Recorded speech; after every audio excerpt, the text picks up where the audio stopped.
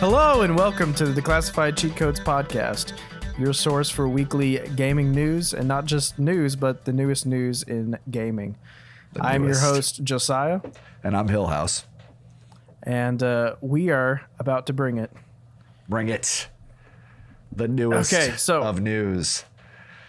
I feel like it might be a short episode today, but that's just because it wasn't really much craziness as opposed to the last month in gaming. But as far as what we were playing this week, I didn't play anything new. I got back into Paladins, which is more of me trying to not waste the battle pass that I already bought. So it's a lot of fun. I like Paladins a lot. Oh yeah, it's a great game. The one complaint I have about Paladins is the fact that because there are so many heroes or champions, there's so many that I never play. And I feel really bad about that. I know some people are like that with Overwatch, Hillhouse. But I'm branching out, man. I'm branching out. But seriously, there's 40 champions or something in Paladins. I feel like I know how to play 3 or 4, which is really bad. Yeah. I know 2 tanks or whatever they call them, frontline, and I think I know how to play almost every healer in Paladins. I actually started learning a new one. What's her name that I played the other day? I can't. Is it Tyra? A machine gunner. Is that the one with the machine gun and the fire?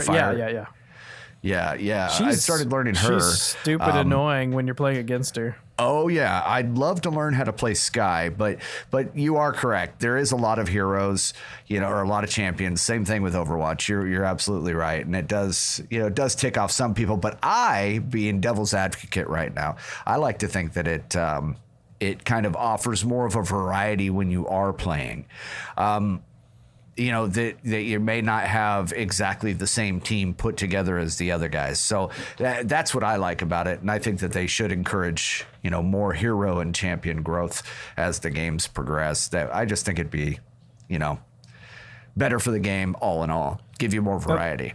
Yeah, there's something we've gotten used to, but I remember I was kind of off put by it when I first started playing Paladins because I came from Overwatch. The fact that you can't change characters mid-game is another thing. That.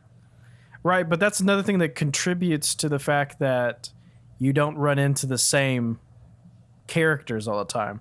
So what happens in Overwatch is if you run a Tracer and you're really annoying, your opponent will switch off of Mercy and pull a Brig out to that's true. Just stun you. So but you with can't Paladins, you can't just counter all of a sudden. You can't counter choose. You have to play with the cards you're dealt with, basically. Right. So if Paladins has, I don't know all of Paladins counters for sure, but if Paladins has clear counters, every game would end up being roughly probably a handful of 10 different characters out of the 40. Yeah, you got a point. You have a point.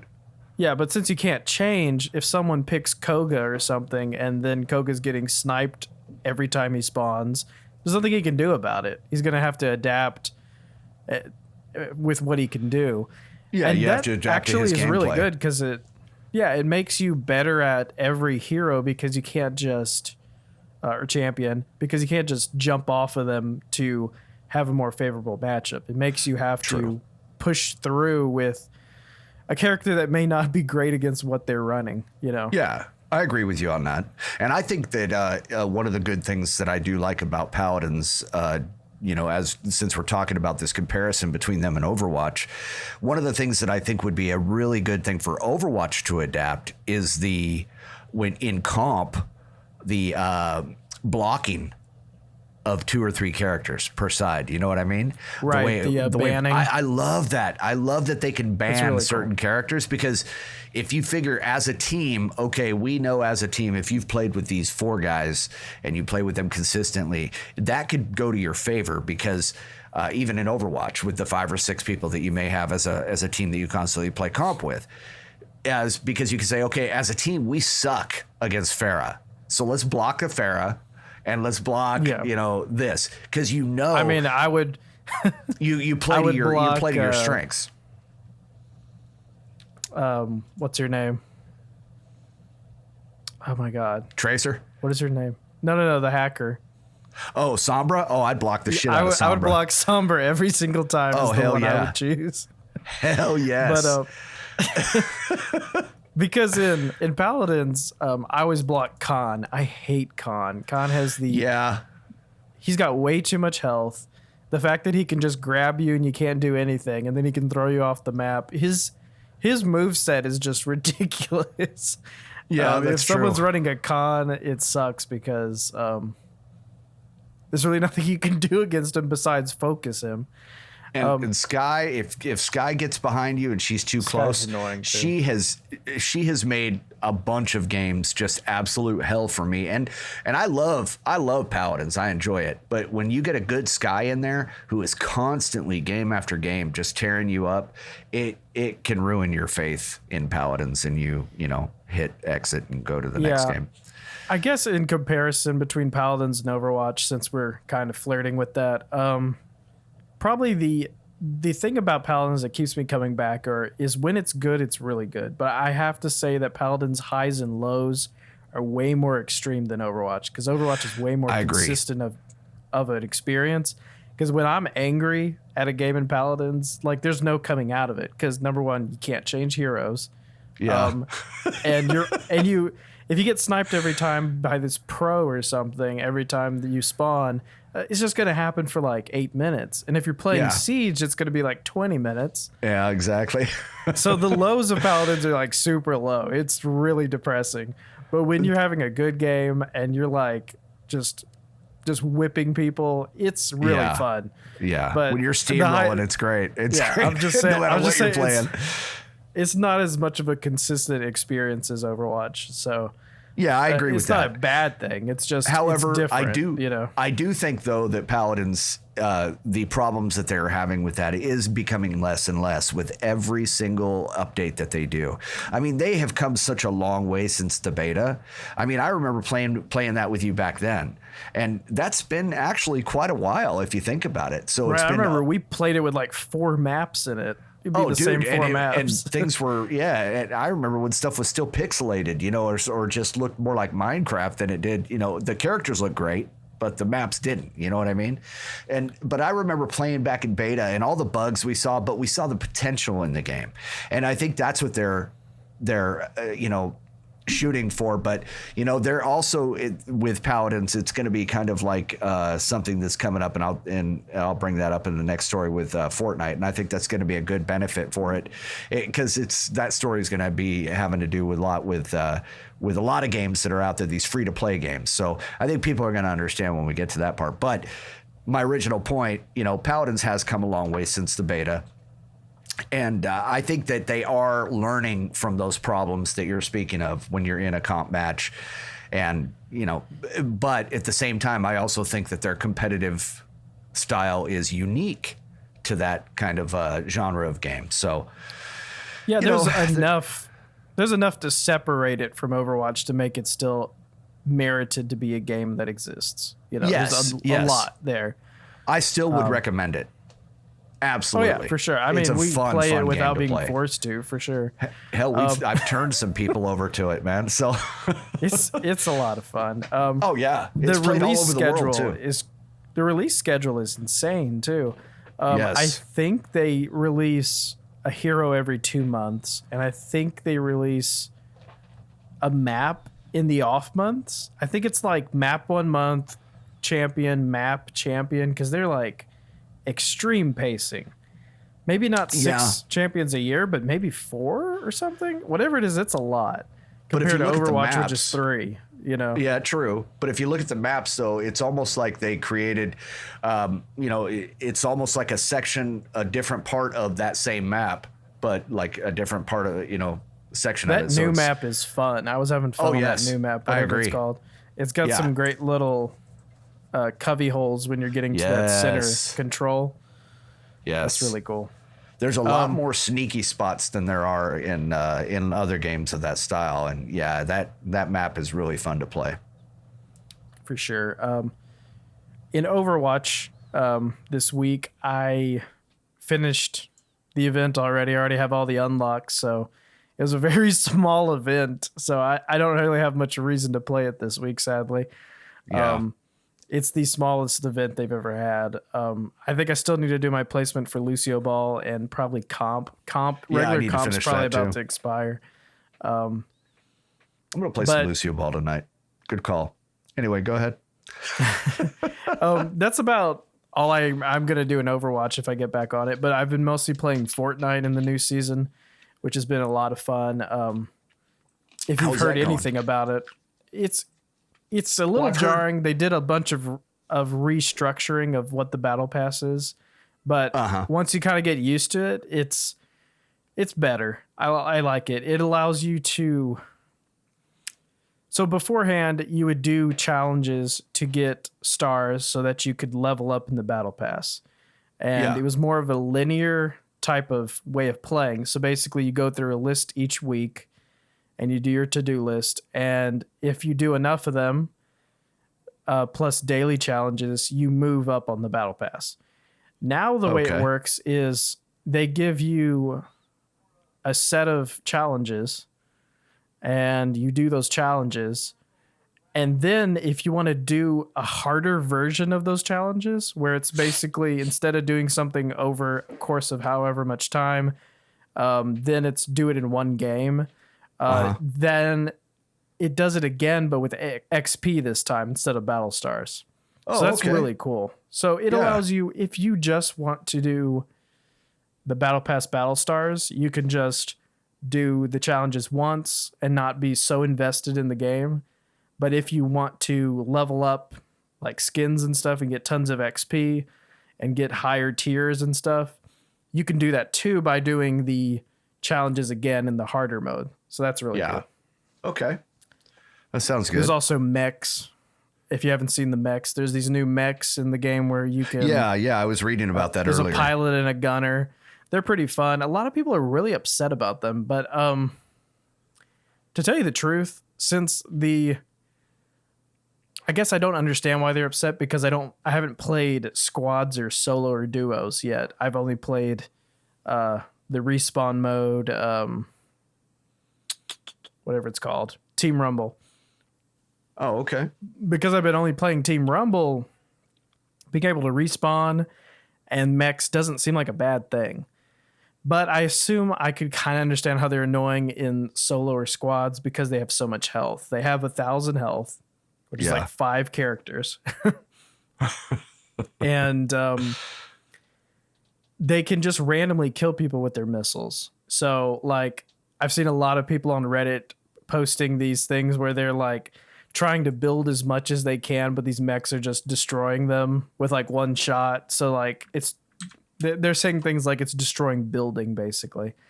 And I guess I can kind of understand that. But the thing is the mechs are easily counterable. They're a huge target.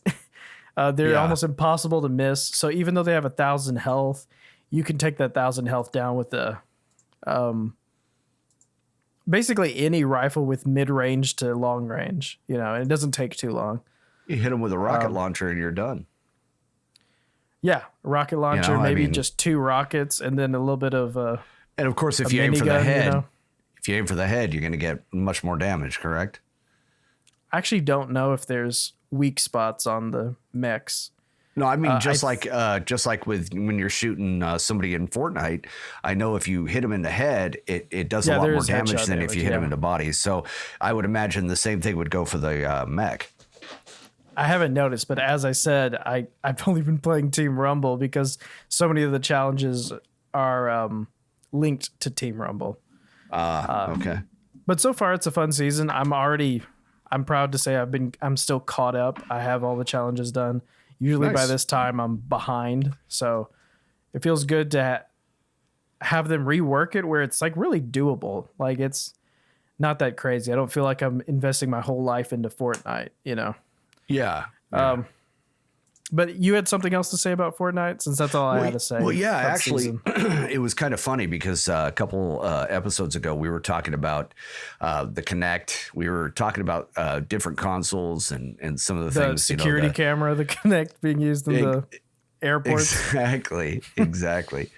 And but basically, apparently, Kinect again is getting bad news. It's causing problems with Fortnite. It's causing stability issues when you're starting it up.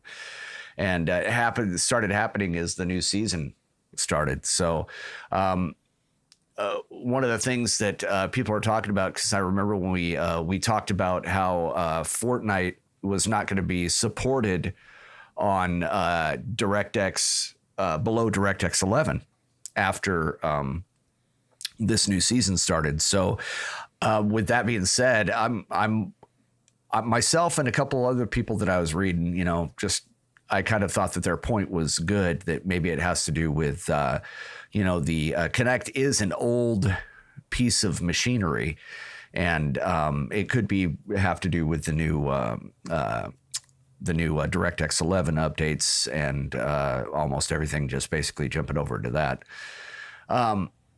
But yeah, it's basically it's going to be gone anyway here soon because they've shrunk it down to a cloud-powered PC peripheral, the Azure Kinect Developer Kit, and basically it's going to be a lot better. It's going to be a lot smaller, and it's going to help you with it's going to connect better with VR. So this shouldn't really be a problem for a lot of Fortnite players. I mean, I'm surprised any of them still have a Kinect, to be honest with you.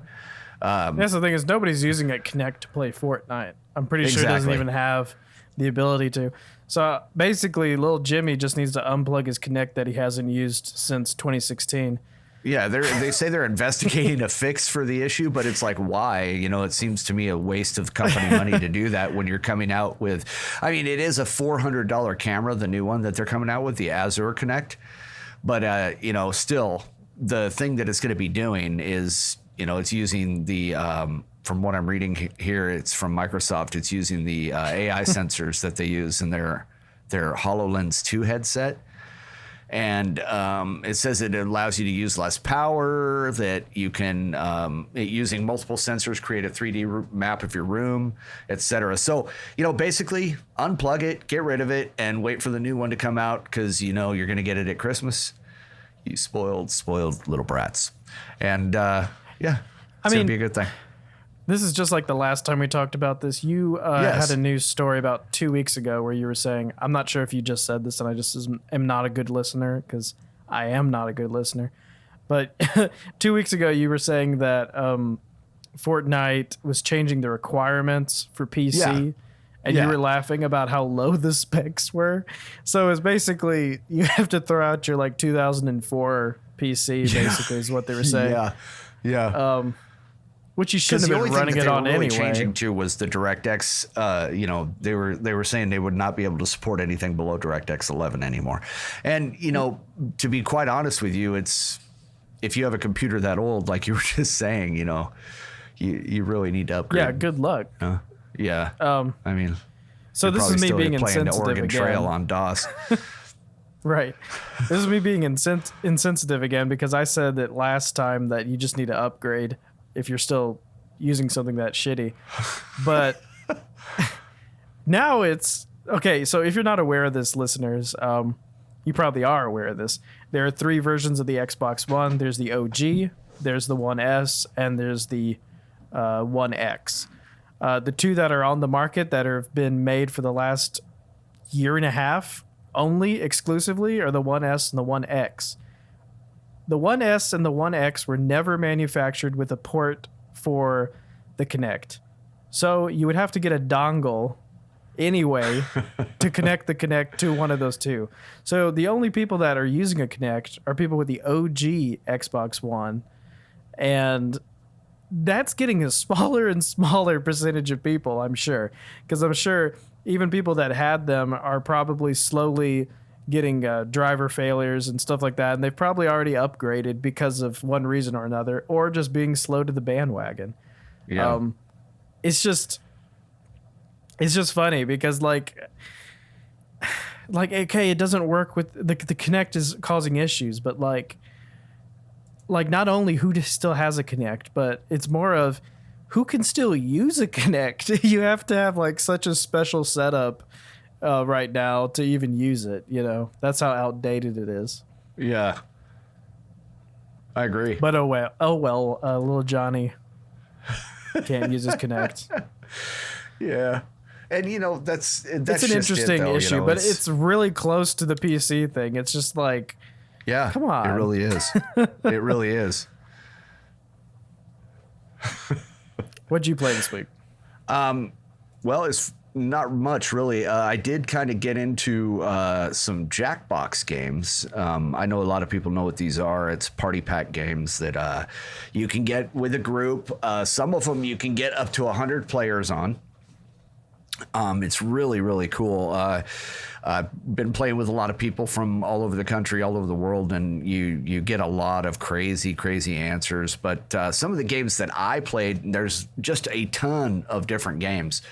But one of the games I played is a game called Bracketeering, and it's pretty cool because you come up with an answer to a question that they ask you, and basically you get put in a bracket. Okay, who's going to win? This guy with this answer or this guy with this answer? Because you both get the same question, and of course you want yours to win, so you're doing that. Now, should you come to a tie in any of these kind of games with bracketeering, then you have to click your answer as fast as possible, and the people who voted for you have to click it as fast as possible, and basically you just power up your answer and then you end up winning.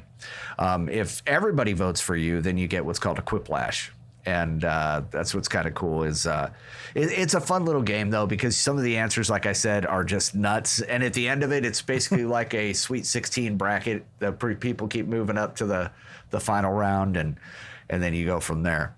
And yeah, so that's a good one. Another one I played was called Survive the Internet, and you have to come up with clever and sometimes nasty and brutal things, and that you basically say. Some of them can be absolutely, hilarious. I think one of the answers that I had to give was, if you had to tweet out something about extinction, I just put hashtag nothing else. And it actually won. So that was that was a lot of fun. But yeah, there's a bunch of a bunch of games, man. There's ones called Split the Room. There's Fibbage, Drawful, where you draw pictures. Trivia Murder Party, which is a lot of fun. You Don't Know Jack, which is obviously a lot of people know that game, and that one is just a blast. You can play up to 8 people on that one. And kind of weird dating games called Monster Seeking Monster. That one, we kind of tried to play that as a group, and everybody was married, so it was a little uncomfortable, so we stopped playing that one. But yeah, I recommend it. It's a lot of fun. The cool thing about it is I'm going to use it actually with some of our family and that live out of town, because you can run it off of Chrome, and you can talk on something as easily as Messenger, so everybody can hear each other. But the cool thing is that you can play a game with each other, with your family, even if you don't live in the same place, and your friends. So yeah. I recommend it. I think it's really cool. It's really fun. I wish I would have known about it a long time ago. But yeah, good game. Yeah, they're really cool games. I'm surprised. There are 2 things to commentate on. I'm surprised there's not more competitors basically doing what they're doing. Because it's a different kind of party game. They're not. Yeah. They're not like Mario Party or anything else that's just a selection of mini games that are mixed in with a game board. They've got different types of games. They have your kind of parodies of other games that are just a little bit more adult. Yes. It's interesting that there's not many competitors with that. And the other thing is, I was kind of surprised that those games aren't marketed very well. Like at all. No, they're really not. Yeah. They should be way more successful than they are. A lot of people do love those games, and a lot of people that know them really like them, but they're not marketed well at all. I'm not sure if they're owned by some like British company or something. Something makes me say that. Like I don't know if they are. But it's made. It's the. I was looking that up earlier. It's the people from You Don't Know Jack. It's just them. Jackbox is the developer and the publisher. They developed it and published it themselves. I guess I'm just surprised someone like EA or Warner Brothers hasn't bought them and just I agree. commercialized it like crazy. It's cool that it's not really touched on from like a outside source or anything. But because of that, I don't feel like they're as exposed as they could be, you know? Yeah, I think that they could do a ton with what they have, and I agree with you on that. It's just too much fun. I'm surprised that it hasn't taken over. Yeah, because if they were marketed better, and if it was something like EA or Warner Brothers, you could release expansions like all the time. Oh, they could, it'd just be a bigger scene, a bigger audience. It's just I only ever notice them because they're always on sale, you know? So I don't know. I feel like they need to be marketed better. They are good games. I've played a few. I think the next one I wanted to play was Fibbage. I haven't played that one yet, but it looks good. Yeah, actually, that's one of the ones I want to get into a little bit more. It was a lot of fun. Yeah. I'll have to check your stream out on that if you're streaming it. And is that all we played this week? Is that all we got for that segment? I'm going to take that as a yes. Okay. I'm going to carry on in news. In news this week, they announced that Super Lucky's Tale, if you remember that, it was on the Xbox One. It was an Xbox One exclusive. But just like Cuphead, Microsoft is allowing it to also be ported to the Switch. And it's going to be released on November 8th. And it's going to be called New Super Lucky's Tale. And I believe it's probably going to have new stuff in it. But for the most part, it's going to be Super Lucky's Tale, which is a pretty fun new platformer that came out about 1 to 2 years ago.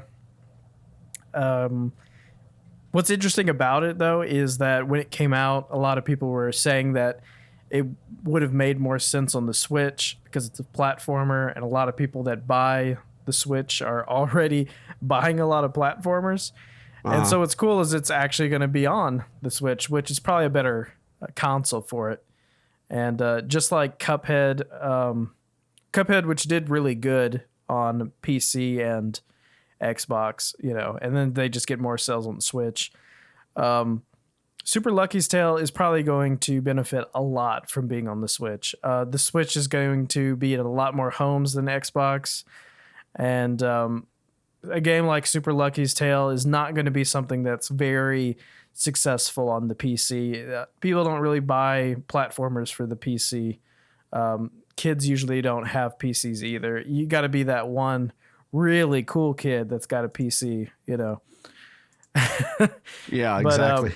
So a game like Super Lucky's Tale is going to be a lot more at home on the Switch. So it's really cool that it's going to be there. So maybe that game's not going to get forgotten.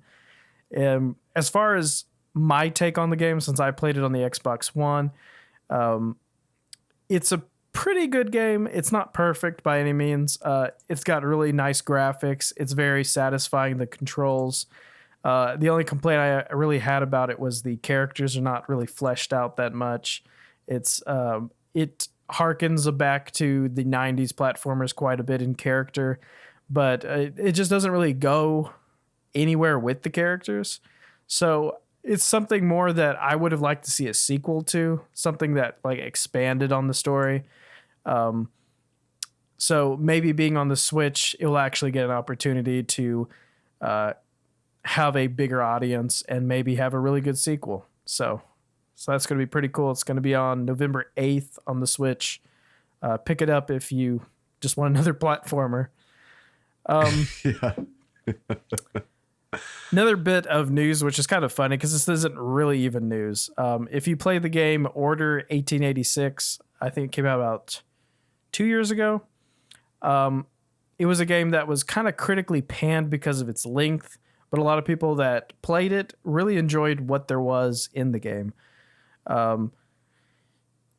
There's rumors that there was going to be a sequel about a year ago, and this week someone dropped another rumor about a sequel being made, and they've hence then come out and said that they didn't mean what they said and that they don't actually know of a sequel coming out. So it's one of those things where you feel like they wouldn't have said it if they didn't actually hear about it, because this was on a podcast and they ended up editing the podcast and they no longer say that. So I don't know. I have heard rumors a year ago about a sequel and they seemed far-fetched, but this another time, and this one being more like not the central point of the conversation, makes it a little bit more, what's the word? It makes it seem a little bit more like believable, because this wasn't the point of the conversation. It was like offhandedly saying, oh yeah, and they're working on a sequel, you know? Yeah. And then you having to retract that statement because, you know, nobody's announced it. So I wouldn't be surprised to hear about a sequel to this game. It's a game that has a better world than it had a game. So as I said, things like that with really strong IPs have a lot of the development out of the way, meaning you can just make a new game, add some story, and you have all the development of characters and scenery and setting, you know, already done. So I wouldn't be surprised to see a sequel, but maybe not even this generation. This seems more of something that might get a sequel on PS5, Xbox 2, or whatever they're going to call it, you know? Yeah. And we did also get numbers back from last quarter in Switch sales. The Switch has hit a monstrous 36 million consoles sold now. Oh, wow. And Mario Kart was the number one selling game within that quarter, even though there are plenty of newer games that are also selling very well, like Smash Brothers, and even older games like Breath of the Wild and Mario Odyssey, which are still very strong. Mario Kart was still the number one selling Switch game in that quarter with over 1 million sales. Mario Kart is at 17.89 million sales for just the Switch copy, which is really funny because it is within 0.11 of half of the consoles sold. So if you have a Switch, basically 1 in 2 people has Mario Kart Deluxe 8. Huh. That's how much that game has sold. It has sold half of the consoles. What's crazier is the Switch has only sold 210 million software games. So Mario Kart Deluxe 8 is really close to 10% of software sales. It's at like 8 or 9%. I can't do that math in my head, but it's sitting very close to 10% of the games sold for the console are in fact Mario Kart Deluxe 8. But those are huge numbers. Especially since there's much newer games lower on that tier. Mario Kart is just ridiculous. Things like Mario Party are only sitting at like, I think 7 million or something. But it's insane, those numbers. I think Smash Brothers will probably pass Mario Kart at some point. I think it might take another Christmas surge, but Smash Bros had such a great December, setting all those Switch records for 1 month sales, pre-order sales. They basically set every record except for number one game on the console, which is held by Mario Kart still. But those numbers it'll be nice to see what they are around December after the Switch Lite and the new full-size Switch comes out, which I'm not sure if you heard about this. I didn't actually put this in the notes, but that newer Switch that's replacing the one that's on the shelves, that's going to have the better battery life in it, and I don't know, hopefully corrected analog sticks. it is now about to get sold in China. So we might see it over in America pretty soon. I'm not sure if they have a date on it yet, but we've already seen some unboxings of it online. You can go look up like what the box looks like. I mean, it still looks like the same Switch. It's just got different internals in it. It's just kind of an update, you know? Yeah. So if you're still thinking about getting a Switch, I would wait for that one to come out. Yeah, I'm going to wait. I actually decided I was going to wait a while back. Yeah, because it's going to have better everything on it. I would not get the Switch Lite if I was you, because you need the video output. So you need to wait on that other one to come out. Sounds good. Other piece of sales news was the PS4 in July hit 100 million console sales, which is ridiculous. And I think I had a graph of it. Yeah, I have a graph of it.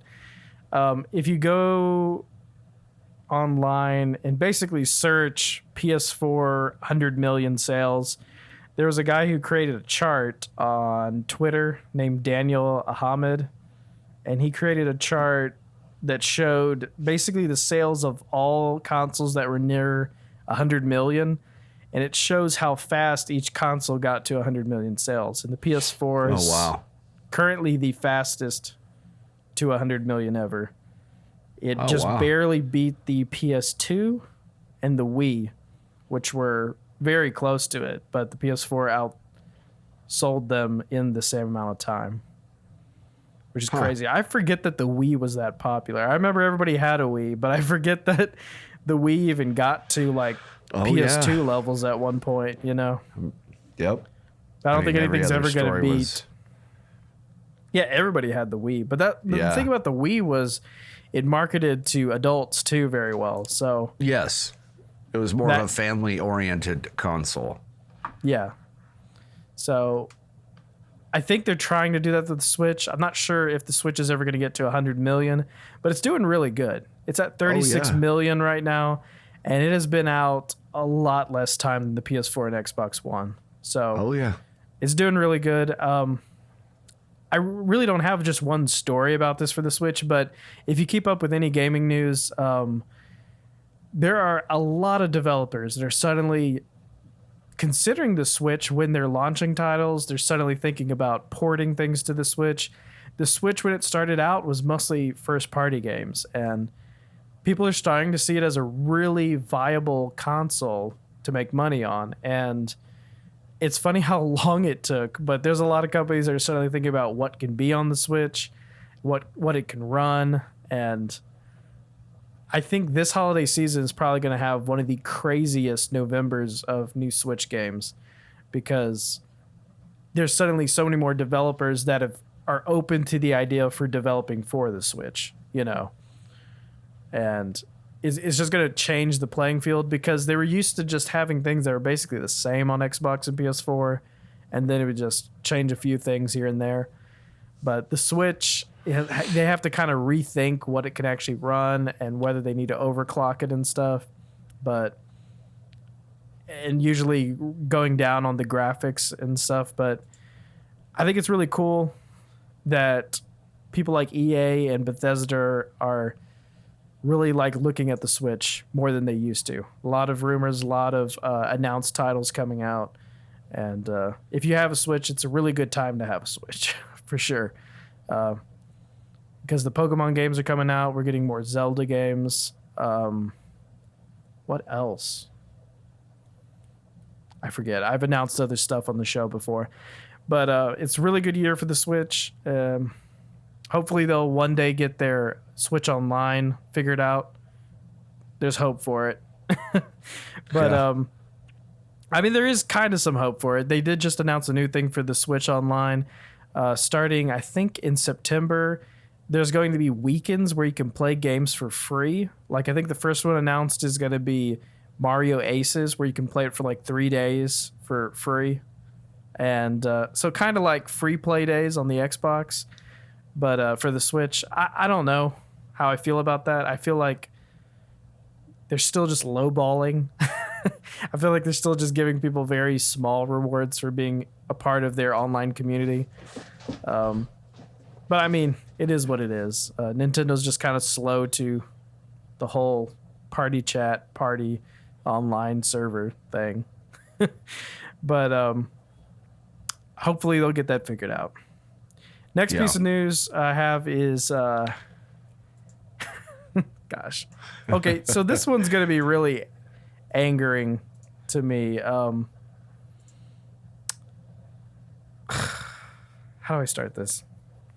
So Activision just recently added microtransactions into Crash Team Racing. And there was not microtransactions on launch.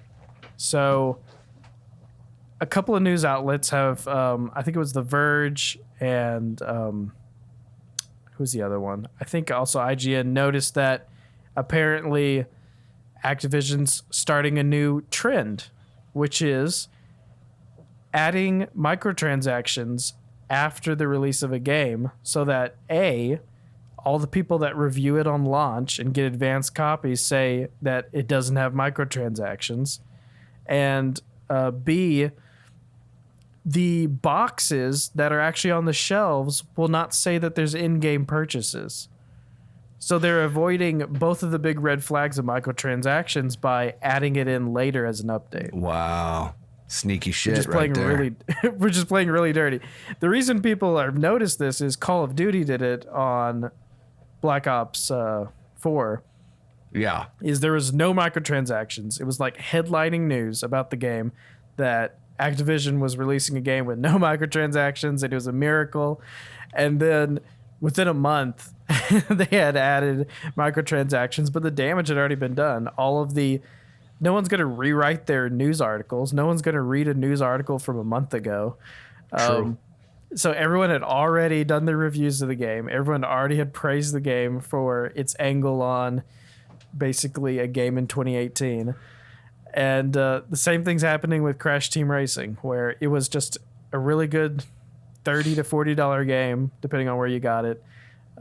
It had team playing in it, and suddenly they added a new twist where you can get cosmetics with in-game purchases. So just something to notice with Activision. So next time you buy a Activision game that doesn't have microtransactions, just assume it will. Because that's what they're trying to make their audience think. And that's what's so messed up is if they didn't think this was going to backfire, they should have thought about that, because the next time there is a big, like when Modern Warfare comes out, that's what every reviewer is going to say. If they get advanced copies to demo and it doesn't have microtransactions, they're going to say, although it doesn't have microtransactions, we can learn from Activision in the past and assume that they will be here in a month. So if they didn't expect that to happen, that is what is going to happen in the future. So I mean, it doesn't take much to start a trend, but that's what Activision is obviously doing. Yeah, it's pretty obvious. Yeah. I wanted to hear good for the gaming community, or is it bad? But you want to hear my thoughts on what? Hear your thoughts on the whole Ninja thing. The big announcement going to Mixer. I was actually doing some reading on Twitter about him coming over to Mixer. I stream quite a bit on Mixer every time that I stream, and I enjoy the community. I think it's a really good community. There's a lot of people that are hating on him for coming over that are actually Mixer streamers. I've even seen one guy say, "Hey, there's no room for you here." And I was like, "Whoa, buddy, that was, really kind of weird." He kind of contradicted himself, and I wish I had his name because I'd call him out. But he said that, hey, the Mixer community is welcoming and full of love. And then he goes, "But there ain't no room for you here, homie." And I'm like, whoa, bro, you just kind of said, "Hey, we're welcoming and full of love, but fuck you, go somewhere else." And that's kind of how it came out. I'm not angry. I think it's cool. He got a huge payday for coming over. It was because he said something about he wouldn't do any kind of a move unless it was around 100 million. He was joking around, and my understanding is he did a 6-year contract, and it's not 100 million, but it's pretty damn close or something like that. And he's going to make a lot of money off of it. Microsoft is going to make a ton of money off of it. I think it's a good thing all the way around. Twitch has kind of dominated the streaming industry for a very, very long time. And a lot of people are stepping away from Twitch. I mean, look at PewDiePie. It's because PewDiePie came to DLive. And he's over there now. So it's almost like each one of these groups has their own guy now. Right. So basically what it is it goes down to our cloud server wars all over again between Google, Amazon, and Microsoft again. So Amazon owns Twitch, and people are kind of tired of how they're doing business. They think a lot of their choices are very stingy. They think it's all catered not to please the streamer or the audience. They think it's all about just making money. I hear that from everyone that leaves Twitch. You buy Amazon Prime and you get Twitch benefits, you know? Yeah. It's crazy. And then a lot of people like PewDiePie microtransaction. A lot of people like PewDiePie is not streaming on YouTube, even though he is a YouTuber. He streams on DLive because he also has problems with monetizing on YouTube because of Google, the second one of the big people, their policies on streaming and copyrights and all that stuff. And the third person in the giants of streaming and servers is Microsoft, who owns Mixer. And not to say that they're the only other choice, but Microsoft being the underdog of those three platforms, if we're just comparing YouTube, Twitch, and Mixer, they have a lot to do to impress people. So one can say that they're not being greedy because they're trying to actually get a community started and a platform to the presence of giants like Twitch. But there's a lot of good that can come from this. I've already, did you see the Ninja video where he announced he was going to Mixer? No, I did not. Oh my God. Okay, I'm not going to spoil it for you. You need to go watch it after the podcast. It is, I think it's like 40 seconds of just cringe. It is so cringe. It looks like he wrote it himself. I'm so sorry. I don't hate Ninja at all. He's a funny guy sometimes. I think his personality is a little too live sometimes. He gets a little too hyped. But I understand why people like him. He's an entertainer. Yeah, and he entertains. Yes. He does what he does, and he's getting better every day. You can tell that even if he's not as good of a, quote, gamer as he used to be at certain games, like maybe he's not top-level competitive, he is growing in other ways as an entertainer and a personality. So he's still a valuable asset to someone like Mixer. He said when he was leaving Twitch that he was leaving for the same reasons that I already said. The greed and the mishandling of the community and stuff like that. But the thing is, already in his announcement video, I think he said blatant favoritism too. Yeah. Yeah. That too. I saw that. The thing is, I already kind of see in his announcement video that I think Microsoft is going to hold him to a type of personality. He already looks like he's kind of changed his image, and it's really funny because it was just in an announcement video.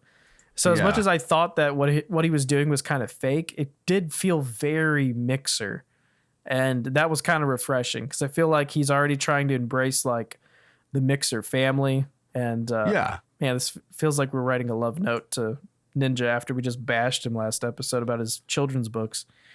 I think the guy has a sense of humor, though. The thing is, I think a lot good could come with this because he's going to bring people to the platform. I didn't say it. He did. Okay, I was the one that bashed, but he's going to bring a lot of viewers to Mixer. It's going to grow the community. It's going to help everyone.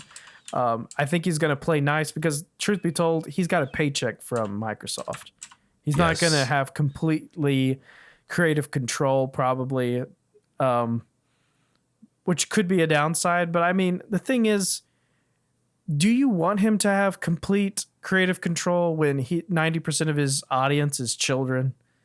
there is a point at which if he's influencing that many children, he should be kind of monitored. He should be held to a standard to an extent. If he was like some like trash talking, cussing streamer that was his whole image, then no, like just let him do his thing. But the thing is, Ninja sells posters to children. He sells books to children. True. True. He sells anything that sponsors him is marketing to children. So him being held to a standard is not a bad thing. Microsoft giving him a fat paycheck to not say the F word or the N word is great. Yeah. And to not ask for dick pics. Yes. If he would not say parent, things like that. I would like him to not do that. Yes. Yeah. If they hold him to a standard, that could only be good. Yeah. He's an entertainer. If you don't like entertainers that cater to children, then don't watch. What's his name? Ninja. Don't watch Ninja. People like who they like. It's not a big deal. He's not going to destroy the Mixer community. If you don't like him, then just don't watch him. It's not a big deal. There was another point I was going to have. What did it have to do with? I don't know. It's just about the future of Twitch. Like, what's Twitch going to do to maintain its status? Because it feels like everybody's leaving Twitch. It's almost become it really does. Twitch has almost become the Nickelback of streaming platforms. It's like just cool to not like them. Like I never hear anyone say what they like about Twitch. The only thing I've ever really heard is their emotes and their emoticon stuff and their GIFs. And then I tell people that Mixer and DLive have the same thing, and they're like, "Oh, do they?" And I feel like they're only comparing it to YouTube. I think people who like Twitch as a platform think that it's Twitch or YouTube. I don't think they're considering all the other streaming platforms. Well, I mean, really, if you think about it, not a lot of people talked about Mixer until just the last year. I mean, they talked about it, but it wasn't as intensive. And I mean, you see Mixer promos everywhere now. Yeah, definitely. And this is just another step where Microsoft is trying to get their foothold in on something else that isn't Xbox, but they're not abandoning gaming. So yeah, exactly. There's that fear that maybe Microsoft won't have a console at some point, that they'll lose console wars completely, but they're putting a lot of effort into their servers, into their streaming, into their basically rip-off Joy-Cons that are going to go on portable devices, and they're putting efforts into, as you were saying, the VR type stuff. But I also think they're preparing for the fact that there's not going to be any consoles soon. Right. It's just going to be a streaming box. So it's like, they're not going to have a ton of power behind it. It's just going to have the ability to stream or to plug directly in so that you can stream the game to your TV. That's what I think. I think they're ahead of the game is what it is. Could you hear my cat? No, I couldn't. Oh my God. Just wouldn't shut up. I didn't even catch what you said because that cat was just screaming. No, but yeah, Microsoft, it's not as bad as it's like you lose a battle and then you're like, hey, wait, might as well just start preparing for the next thing because this battle's over, And that's kind of what they're doing. But I think that's a good thing, though. Right. I really do. For them, I think it's going to be a game changer because they're going to be ahead of the curve, and I honestly think that Microsoft is going to be one of the leaders as far as streaming games. I really do, man. Yeah, they've always had the best internet part of this console generation. I've liked their party systems better. I've liked their downloading. Everything feels a lot more streamlined about it. So I think they're going at the right angle. I hate to say this, but I feel like Microsoft is everything they do for the Xbox right now until the next generation is just to keep the name of Xbox and Microsoft good in people's eyes. I think it's for shareholders and for customers because They're spitting out updates. They still have active Twitter, and they're doing all the stuff that acts like they're a serious competitor. And truth be told, like, they don't even want to release the numbers on their console sales. The thing is, they're just preserving their names until they get their next shot. At whatever that type of shot is, they're basically just playing the waiting game right now. You know, treating their customers like they care about every customer equally and just as much as every other one. It's just all about the individual experience for them, you know.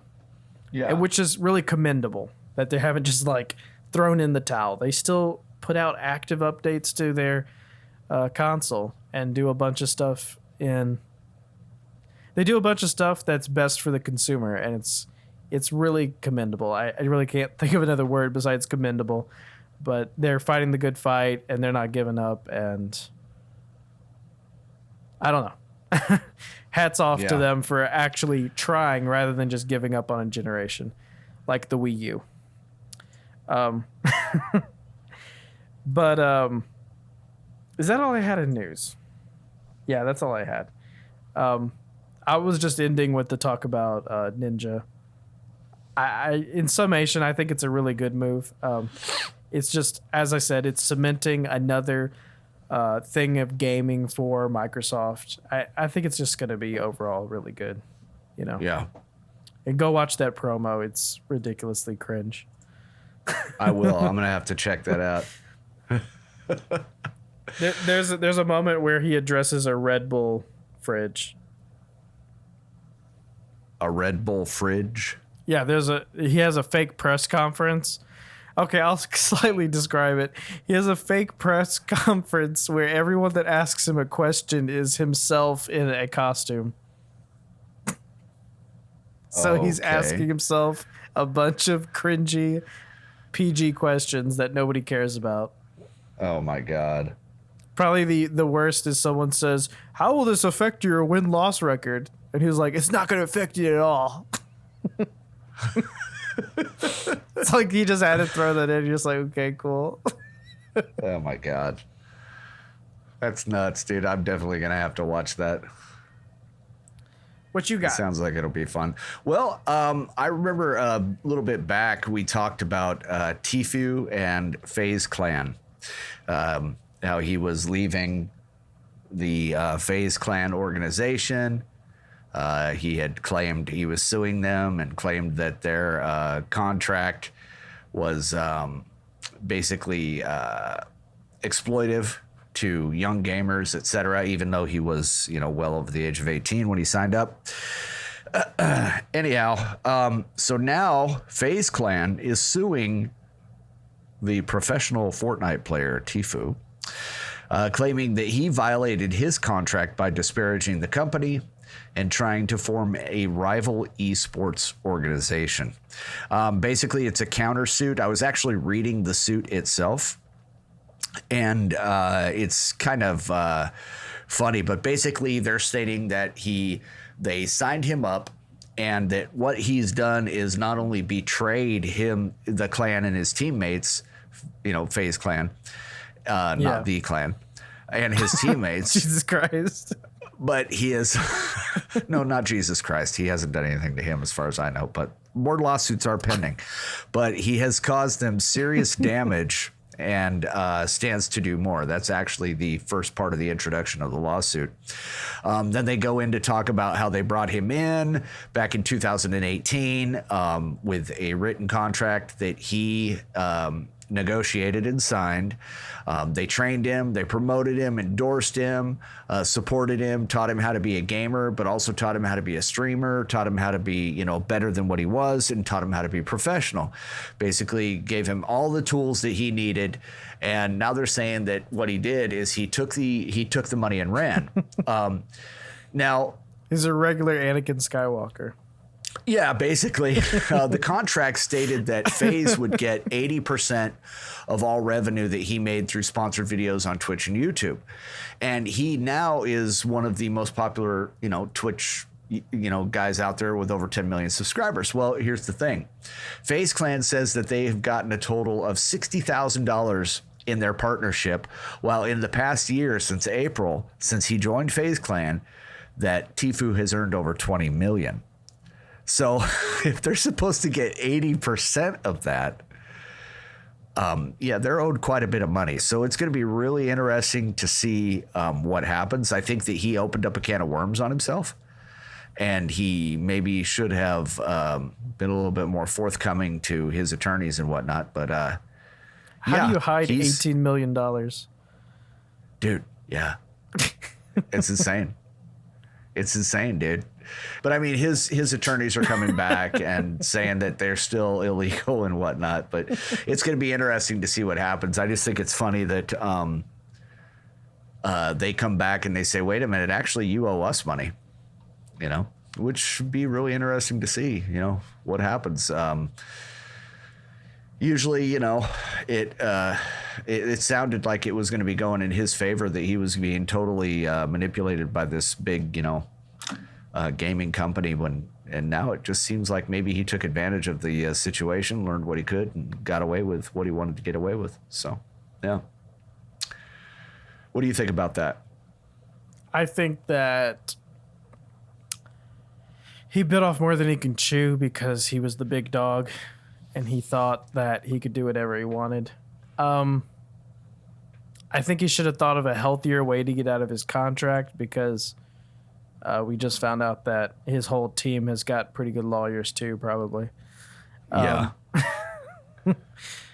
So, yeah, I think there was a healthier way for him to breach his contract, and I think they were discussing that in a lot of the early news that was released on this, that basically they were saying that they just wanted to talk with him, renegotiate,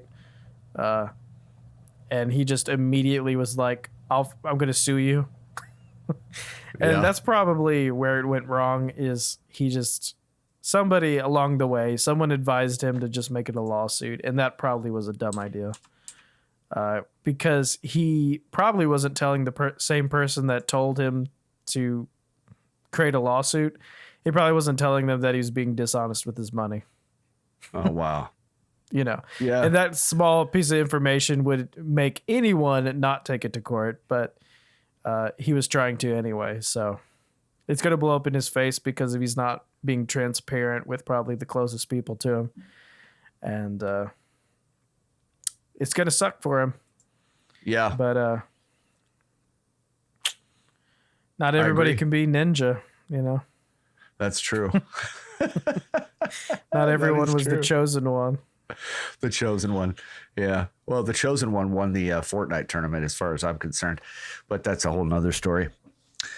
Here's some more news for you. I think Ninja intentionally lost because he has enough money and he was trying to give it to more people out there, Okay. And that's Utopia Talk with Josiah. I doubt it. The guy loves money, dude. That hair ain't cheap. The guy loves money. Another piece of news for you. What do they stream that on? What do they stream the Fortnite World Cup on?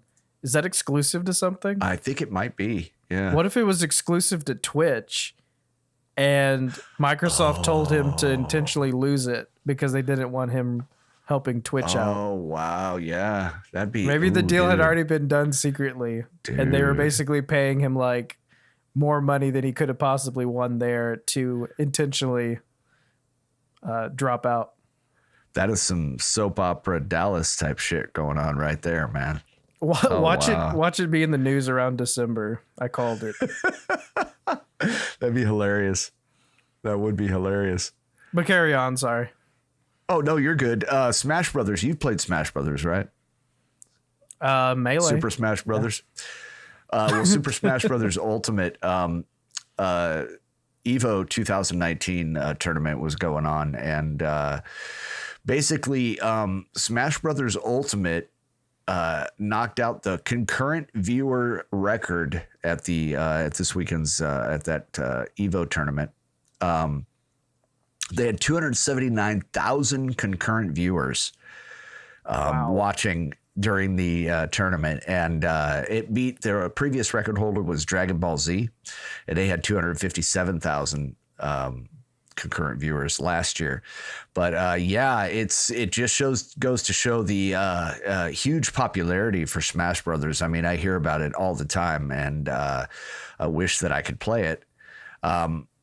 But the Ultimate version issued the update with a bunch of fighter changes, Dragon Quest Hero, and also Joker from the Persona series, and Banjo-Kazooie character. And yeah, so basically that's downloadable content, or, you know, in their season passes, fighter passes, whatever it is. But yeah, this little game, man, at the Evo tournament had 279,000 people watching it at one time. And a guy had actually taken a screenshot and tweeted it out in order to prove it. But yeah, it was smashing everybody else at the time. Fortnite at that point had 97K. That's and League of Legends had 52, almost 53,000. Yeah, so almost 300,000 viewers, man. That is just absolutely insane. So yeah, that's kind of a neat thing. I mean, it just goes to show you though that the popularity and the power of gaming right now. I mean, you know, a lot of people don't get it. They still don't. They don't understand the power of gaming. It really does. I mean, if you think about it, these kids like, you know, Ninja and even Tfue and who, you know, these other people, they have a lot of influence and power in these fans' lives and stuff. And yeah, it's just, you know, it's kind of crazy how big and popular it is becoming. You know, one day we're going to see an old guy in the White House that used to be a freaking streamer, dude. It's gonna happen, man. Yeah. I mean, anything's possible, right? So we've learned that lesson. But yeah, so it's interesting to see what's gonna come of all of the Welcome back to thing, Political Take with Mike. Well, you know, we do have some political stories to talk about later on down the road with this nonsense coming out, but I want to talk about it next week about how the government now is getting involved, saying that violent games are out of control and we shouldn't have them, and it's part of the problem with, you know, that created part of the problem with gun control. And I'm like, okay, here we go. You know, that gun violence is basically from violent games. So, you know, I don't know. We can talk about that one next week, but I read about it a little bit and I was kind of looking into it and got a little pissed disorder. off. Yeah. Gaming disorder and owning a gun. You know, you're not allowed that anymore because you might be crazy. So, yeah, it's one of the things that they've been talking about lately. But anywho, yeah. So, Smash Brothers Ultimate, man, kicked a bunch of butt. Yeah, those expansions you were talking about were the ones that were announced at E3 are finally coming out, and it's got some really good fighters they've added since the release. Oh yeah, every expansion pack has had at least a character that has blown people's minds on. I can't believe that character's in this game, but I forget. I'll have to look it up. I'll get back to you. I'm going to see how many characters are in that game by now. But there's a lot. Oh, yeah. There is a lot, yeah. Barely put them all on the damn cover. I don't think they could put like half of them on the cover. But here's another piece of news for you. We were talking earlier about Call of Duty. Oh, my God. And one of the things that I'm actually looking forward to is the new Modern Warfare game, especially if they, you know, I'm going to wait until it comes out. I'm not going to buy it right away. I'm going to wait and see how it goes and see, you know, what all they do with it in the first 6 months. And then I'll probably will buy it.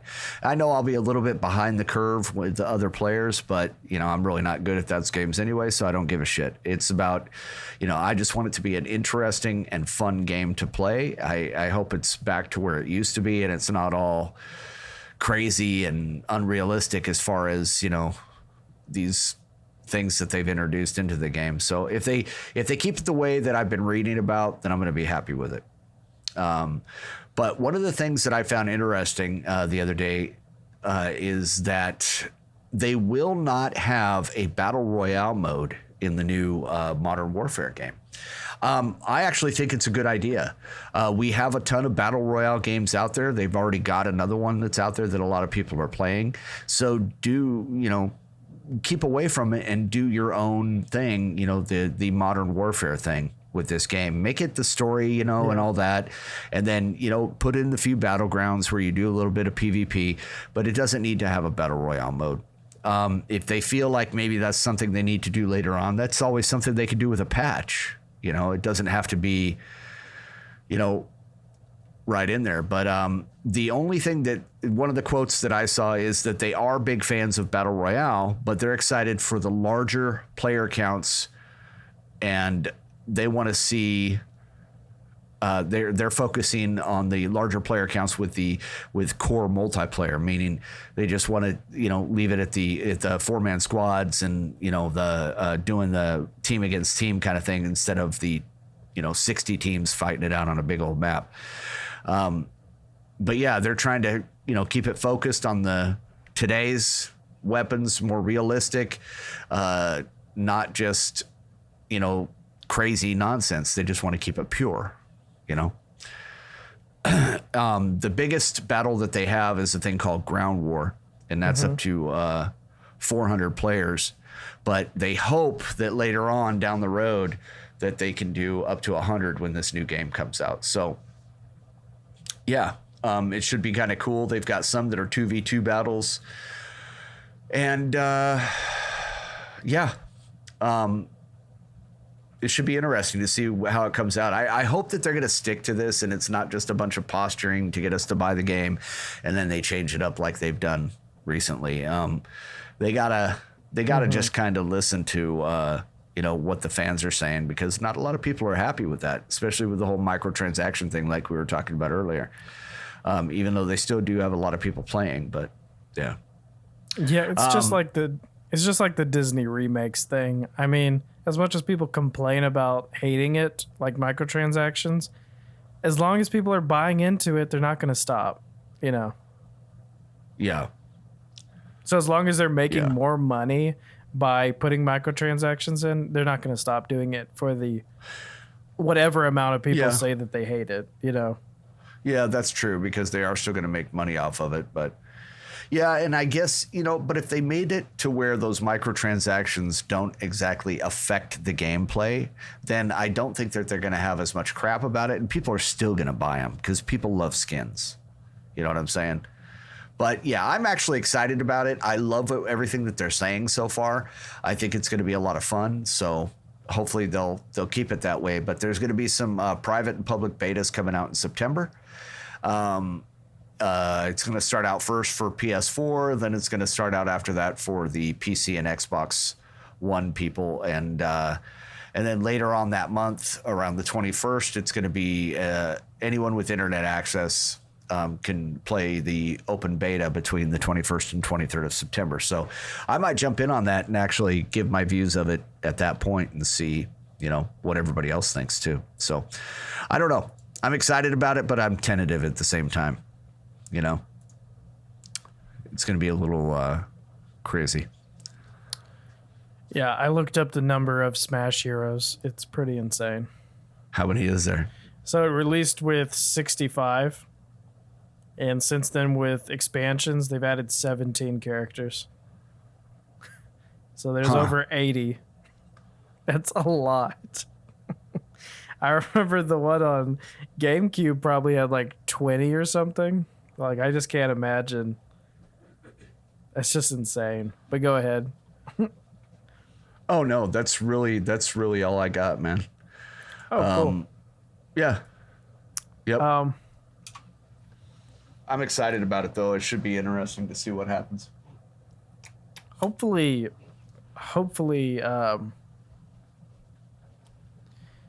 I don't know. The thing is, it's Modern Warfare. It's going to sell on launch, Yeah, it's going to sell. I just... See, I'm just being a purist as far as, the, most purest sense of the game. You know what I mean? I'm tired of everybody... I'm already tired of everybody throwing a battle royale mode into every fucking thing there is. But it just looks like this game is just going to be more interesting. That's just like, take this for instance, Battlefield 1. Yeah. I just reinstalled that on my Xbox because I remember how much fun it was to play, and listening to Spencer talk about playing it. And I sent him a message the other day and told him, hey, we're going to be back on this again. So that's going to be a lot of fun. I know he's good at it, so he can actually teach me a few things. But the game just felt good. It felt, like a pure game. You know what I'm saying? It wasn't crazy hokey or any of that kind of crap. You know what I mean? Yeah, Battlefield 1. Does that make sense? I like Battlefield 1. It's a good game. Oh, so did I, yeah. Enjoyed the shit out of it. Just talking about the microtransactions of Activision maybe adding, though, the only thing that will stop a company from doing that is if the launch of the game bombs so bad that they realize that maybe they've gone too far. That's the only thing that could teach them. But the thing is, it's modern warfare. Like, it is going to sell on launch. It's going to make back... It's going to make what they want it to make on launch. So anything else is just icing on the cake for them, Yeah, you have a point. You have a point. They are going to make a lot of money. Yeah. So all we can do is really just hope that they do the right thing, but you never know. The thing is, I don't have a problem with in-game purchases if it is something that is like permanent, not just like a goddamn cosmetic or an XP boost or something. Well, I could see it being a permanent cosmetic, but I don't think you should be able to buy a super-powered freaking weapon and be able to keep it every time you log in. Yeah, that's something else entirely, yeah. But they're the pay-to-win kind of shit. That's what I'm talking about. Yeah, if anyone does pay-to-win in 2019, they immediately get crucified for that. It's crazy. Like, people call it out immediately and will boycott games for it. Good. So at least that's not really much of a concern. But as far as them like putting in loot boxes and stuff like that, that's probably going to happen. But and I'm okay with that. That if you want to spend your money on some loot boxes, go for it. Yeah, that's fine. But the main reason that I would be okay with them having in-game purchases is if they had like DLC that had like more maps and stuff like that. That's fine. Yes. But well, that's what that money could actually go for, is to the development of the game. And I'm fine with that. That's just like we were talking about in another podcast when we were talking about the, on Dauntless and Fortnite, people being, and even Paladins, people being able to buy the chests in order to get the upgraded skins and whatnot for these different champions and heroes. And like we were saying, I have no problem with that. If some rich kid wants to buy all the skins and fund the game so that I can continue to play it for free, I'm down with that. It's just the new version of the Warcraft subscription. It's just instead of paying monthly flat for it, games try to get way more out of one person, and they don't care if they don't make anything off of the other guy, So I can see that, because they're still making a shit ton of money. Oh, yeah, probably more than Warcraft. Yeah. But, that's all I have this week, too. Hopefully we can get a guest on next week. I know we were talking about that. But, I have a guy that I wanted to talk to. We'll have to figure out the timing on that. Yeah, he and I are going to get together probably tomorrow afternoon. Or maybe in the morning, and talk a little bit about what he wants to talk about, and then I'll get with you. But so this next Sunday we should have our first international guest. Yeah, and that's not just us like flying overseas and opening our MacBook. They don't know that. They don't. But that's all we have for this show, and I want to continue to thank y'all for continuing to listen. Absolutely. Wild ride. Didn't really know what we were doing when we started. We kind of got the swing of things, maybe bit off more than we could chew, but I feel like we just came out of the gates running, and we didn't know we had legs, but we were already moving, and we were like, oh shit, we got legs. Yeah. But, yeah. It's incredible. I mean, I was even watching on our Facebook page the other day, and our Area 51 podcast, basically over 3,500 interactions on that podcast on Facebook. So to me, that just says a lot about, what we're doing, and we're getting a little bit better each time. And I hope that people are enjoying the content, and I hope they're liking what we're talking about. And also if you have any disagreements or if you have any comments on what we've talked about in a past podcast, by all means, send us a message and we'll talk about it in the next one, for sure. If you have a point or something that we maybe missed, by all means, let us know. I think that would be really cool to have some interaction with our listeners. Yeah, same. Be sure to also specify who you're calling out on who's bullshit. Yes, absolutely. But that's Hillhouse. Hillhouse. Hillhouse. But we'll catch y'all next week. We'll see you later.